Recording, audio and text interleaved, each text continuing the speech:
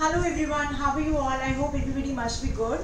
So first of all, if you are first time viewer of my channel, then please subscribe my channel and like my videos and press the bell button for further notifications. तो आज की video का जो topic है वो बहुत ही relatable है क्योंकि कभी ना कभी हमने अपनी लाइफ में उस प्रॉब्लम को फेस करा है। आज की वीडियो का टॉपिक है बैड ब्रेथ, बैड ओडर या जिसे हिंदी में बोलते हैं मुंह से बदबू आना। बैड ब्रेथ जो है वो हमारे कॉन्फिडेंस को बहुत एक्सटेंड तक इफेक्ट करती है। हमारी फैमिली, हमारे friends and for that matter हमारे वर्क प्लेस पे जो हमारे कलीग्स होते हैं वो हमको इस वजह से अवॉइड करने लग जाते हैं। कई बार पेशेंट को पता होता है कि उसके मुंह से स्मेल आती है एंड कई बार पेशेंट को पता ही नहीं होता कि उसके मुंह से स्मेल आती है, उसको दूसरे लोग इन्फॉर्म करते हैं एंड ये और भी ज़्यादा एम्बैरेसिंग होता है। तो आज की वीडियो में हम जानेंगे कि बैड ब्रेथ के रीजंस क्या होते हैं एंड उनके ट्रीटमेंट्स क्या होते हैं। एंड वीडियो के एंड में मैं आपको कुछ होम रेमेडीज बताऊंगी जो सिंपल होम रेमेडीज हैं जिनको अगर आप फॉलो करेंगे तो बहुत हद तक इस प्रॉब्लम को कंट्रोल कर सकते हैं। तो सबसे पहले जानते हैं various reasons for bad breath. The most common reason for bad breath is calculus plug in tartar. मैं अपनी पुरानी वीडियोस में भी बता चुकी हूँ कि कैल्कुलस होता क्या है। ये वो कचरा होता है जो टूथ और गम्स के अराउंड डिपॉजिट हो जाता है और अगर आप उसको ब्रशिंग से नहीं हटाएंगे तो वो हार्ड होकर कैल्कुलस में कन्वर्ट हो जाता है। अगर आपके मुंह में कैल्कुलस टार्टर या प्लाक प्रेजेंट है तो डेफिनेटली आपको बैड ब्रेथ का प्रॉब्लम हो सकता है। दूसरा कॉमन रीजन है इम्प्रॉपर ओरल हाइजीन। अगर आप रेगुलरली ब्रश नहीं करते हैं एंड अच्छे से ब्रश नहीं करते हैं तो आपको बैड ब्रेथ का प्रॉब्लम हो सकता है। मैं नियर फ्यूचर में ब्रशिंग टेक्निक पर वीडियोस बनाऊंगी जिसे देखकर आप समझ सकते हैं कि दांतों को अच्छे से ठीक से किस तरीके से ब्रश किया जाता है। जनरली हमारी छुट्टियां जब होती हैं या फॉर दैट मैटर अभी जो लॉकडाउन हुआ है हम सभी लेजी हो जाते हैं and we tend to skip brushing. अगर आप रेगुलरली ब्रश नहीं करते हैं तो फिर again it leads to calculus tartar and plaque deposit in your mouth, तो बैड ब्रेथ का प्रॉब्लम आपको बिल्कुल हो सकता है। नेक्स्ट कॉमन रीजन है फूड इम्पैक्शन। अगर आपके मुंह में कहीं भी ऐसे सर्टेन एरियाज हैं जहां फूड इकट्ठा हो जाता है, जैसे कि अगर टूथ में कैविटी है या फिर मुंह में पॉकेट्स प्रेजेंट है या फिर आपका थर्ड मोलर इम्पैक्टेड है, तो वहां पे जगह बन जाती है जहां खाना जाकर फंस जाता है एंड आप कितना भी ब्रश करें या कितना भी माउथ वॉश यूज करें वो नहीं निकलता है। तो अगर ऐसे एरियाज आपके मुंह में हैं तो आपको उनका ट्रीटमेंट अकॉर्डिंगली लेना होगा।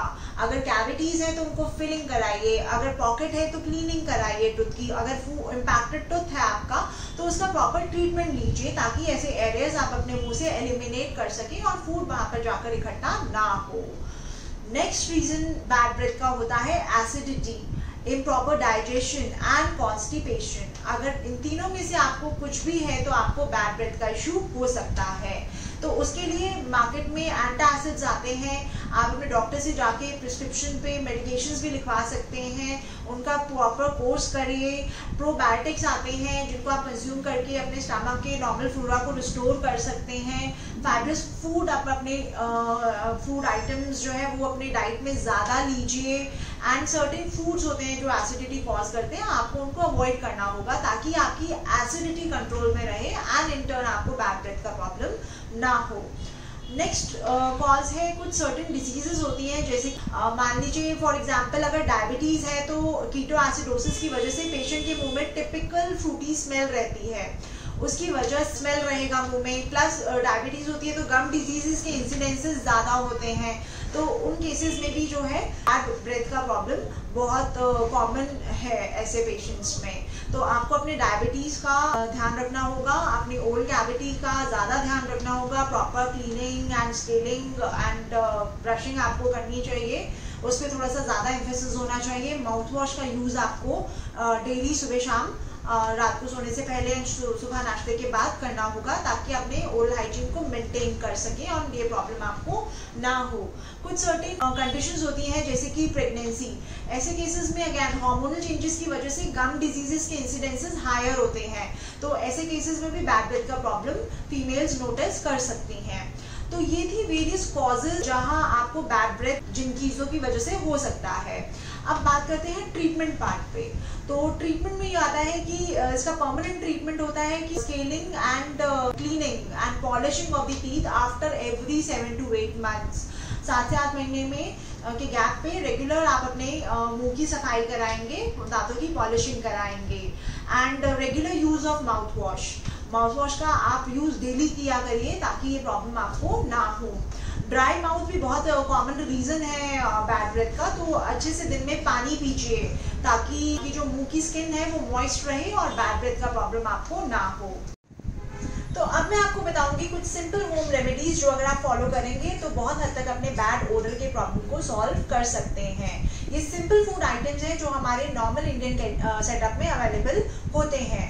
तो सबसे पहले है लेमन, नींबू को आप पानी में स्क्वीज करके उसके गागल्स भी कर सकते हैं, या फिर नींबू को स्लाइसेस में कट कर आप स्लाइसेस थोड़ी देर मुंह में भी रख सकते हैं। इसको यूज करने से आपका बैड ब्रेथ का प्रॉब्लम कंट्रोल हो सकता है। दूसरा कॉमन फूड आइटम है दालचीनी। ये भी अगेन बहुत ही कॉमनली हम यूज करते हैं। दालचीनी को यूज कैसे करना है, पानी में दालचीनी को उबालकर उसे ठंडा कर आप उसके गागल्स कर सकते हैं। नेक्स्ट इज मुलेठी आप डायरेक्टली मुंह में भी रख सकते हैं, या फिर अगेन उसको बॉईल कर पानी को ठंडा कर आप उसके गागल्स हैं। नेक्स्ट फूड आइटम इज तुलसी हमारे अगेन घरों में, सभी के घरों में होती है। तुलसी की लीव्स को आप डायरेक्टली भी च्यू कर सकते हैं, 2 to 3 लीव्स लीजिए, उसको डायरेक्टली चबा लीजिए, या फिर उसको पानी में उबालकर ठंडा कर आप उसके गागल्स भी कर सकते हैं।